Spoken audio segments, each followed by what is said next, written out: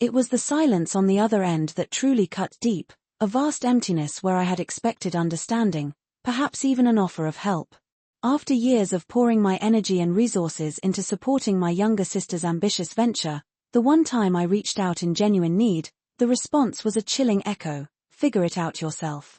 Little did they know, beneath the surface of my ever-giving persona, a quiet resilience had been building, a personal safety net they'd never suspected. By the time the weight of their indifference truly settled, I was already charting a new course, miles away from the familiar sting of their perceived obligation to my sacrifices. But let's rewind, shall we? To the years where family first wasn't just a saying, it was the very air I breathed, the silent contract I lived by. Being the eldest, the mantle of responsibility had settled early on my shoulders. My brother, Liam, and my sister, Chloe, were bright sparks, full of dreams, while our parents navigated the demanding world of small business ownership. We weren't wanting, but luxuries were few, and the unspoken rule was that we looked out for each other. "You're the example," my mom would often say, and I embraced the role wholeheartedly. I excelled academically, secured scholarships, and launched into a stable career in marketing, a comfortable distance from our family home.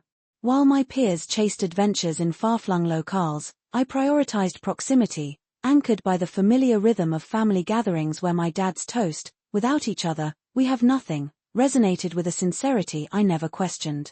So, when Chloe, brimming with entrepreneurial spirit but short on capital, conceived her innovative tech startup at 22, just as she finished her degree, my response was instinctive: I would help. Her vision was compelling, a revolutionary app, and my parents, while supportive emotionally, lacked the financial capacity to contribute significantly. The initial investment was substantial, a considerable chunk of my savings, but I framed it as a family endeavor, a way to support Chloe's promising future. Monthly contributions followed, covering development costs, marketing pushes, and the inevitable early-stage hiccups. My lifestyle adjusted accordingly. Lavish dinners out became home-cooked meals, weekend getaways turned into local excursions, and my modest car remained my faithful companion year after year. But it was for family, I reasoned, a temporary adjustment for a long-term gain that would benefit us all. The promised "one day we'll repay you" became a tacit understanding, never explicitly stated but always lingering in the background. Meanwhile, a quiet voice within me, the pragmatic planner, insisted on a backup. A separate savings account, tucked away at a different institution, grew steadily, a secret reserve for a true emergency, just in case, I'd tell myself with each small, consistent deposit. 3 years into Chloe's venture, the initial buzz had faded. The app hadn't gained the traction we'd hoped for, and while Chloe's passion remained undimmed, the financial drain intensified. New features, revamped marketing strategies, and persistent operational costs demanded ever-increasing infusions of capital. Once again, I stepped up, increasing my monthly contributions, rationalizing it as seeing her through a tough patch, unwilling to let her dream falter. Then came my own unforeseen storm. A company-wide restructuring led to unexpected layoffs, and my stable marketing career vanished overnight. The news hit hard, a gut punch that sent ripples of anxiety through my carefully constructed life. Suddenly, the just-in-case scenario had arrived, but in a form I hadn't anticipated. My severance package offered a temporary reprieve, but the uncertainty loomed large. Job hunting in a competitive market was proving more challenging than expected, and the financial pressures, compounded by my ongoing support for Chloe, mounted steadily. It was time, I thought, to lean on the family-first mantra that had guided so many of my decisions. Surely, now that I was facing my own crisis, the support would be reciprocal. I broached the subject delicately during a family dinner, explaining my job loss and the financial strain I was under.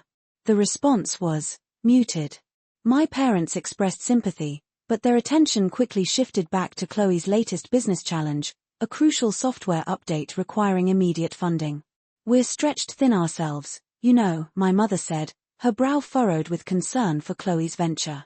"This new update is critical, it could be a game changer." My father echoed her sentiments, emphasizing the potential long-term rewards of persevering with Chloe's startup.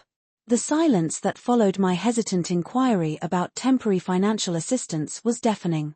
It wasn't an outright refusal, but the lack of any real offer, the implicit prioritization of Chloe's needs over my own immediate crisis, landed like a cold wave of realization. The unspoken contract, it seemed, was a one-way street. The following weeks were a blur of frantic job applications and increasing anxiety. My savings dwindled, the severance package a temporary dam against a rising tide of expenses. The weight of my financial obligations, both personal and familial, felt crushing. Yet, every conversation with my family revolved around Chloe's venture, the latest marketing campaign, the promising new partnership, the ever-present need for more capital. My own struggles seemed to fade into the background, a minor inconvenience against the backdrop of Chloe's grand ambition. The breaking point arrived during a casual phone call with my mother. I had mentioned a promising job lead, a glimmer of hope in the otherwise bleak landscape. Her response, however, focused entirely on Chloe. It's such a crucial time for her, with the new investor meeting next week. We were hoping you could increase your contribution this month to help with the final presentation materials. The audacity left me momentarily speechless. Here I was, grappling with unemployment and financial uncertainty, and the expectation was that I would continue, even increase, my support for Chloe's business. That night, the carefully constructed walls of familial obligation crumbled. The family-first mantra echoed in my mind, hollow and mocking. 7 years of unwavering support, of prioritizing their needs above my own, had led to this, an expectation of continued sacrifice even in my own time of crisis. It was then, amidst the quiet despair, that a different kind of resolve began to solidify. The secret savings account, my forgotten insurance policy against unforeseen circumstances, offered a flicker of possibility, a chance to rewrite the script. The first step was a difficult but necessary conversation with Chloe. I explained my job loss and the immediate need to prioritize my own financial recovery. The request to temporarily halt my contributions was met with initial resistance, a bewildered confusion that gradually gave way to a grudging understanding. It was a stark shift in our dynamic, the first time in years that my needs had taken precedence. Then came the call to an old college friend, Sarah. We hadn't spoken in months, life having taken us down different paths, but I remembered her unwavering support during a previous personal challenge. Hesitantly, I shared my situation, the job loss, the family's response, the overwhelming sense of betrayal. Sarah listened patiently, her voice a soothing balm against the rawness of my emotions. "You need to get out of there," she said firmly, her unwavering support a stark contrast to my family's indifference. "Come stay with me for a while. We'll figure things out together." Her offer was a lifeline, a tangible escape from the suffocating weight of my current circumstances. The decision to move, at least temporarily, was both terrifying and exhilarating. It meant acknowledging the deep rift that had formed within my family, a painful realization after years of prioritizing their unity. Packing my belongings felt symbolic, a physical untangling from a life that had become defined by obligation. My parents' reaction to my plans was predictable. Disappointment mingled with thinly veiled accusations of abandoning Chloe in her time of need. My attempts to explain my own precarious situation fell on deaf ears, their focus remaining firmly fixed on Chloe's venture. The confrontation was difficult, years of ingrained patterns clashing with my newfound determination to prioritize myself. But for the first time, I stood my ground, refusing to be swayed by guilt or manipulation. The hidden savings provided the financial runway for this leap of faith, covering moving expenses and providing a cushion while I sought new employment in a different city.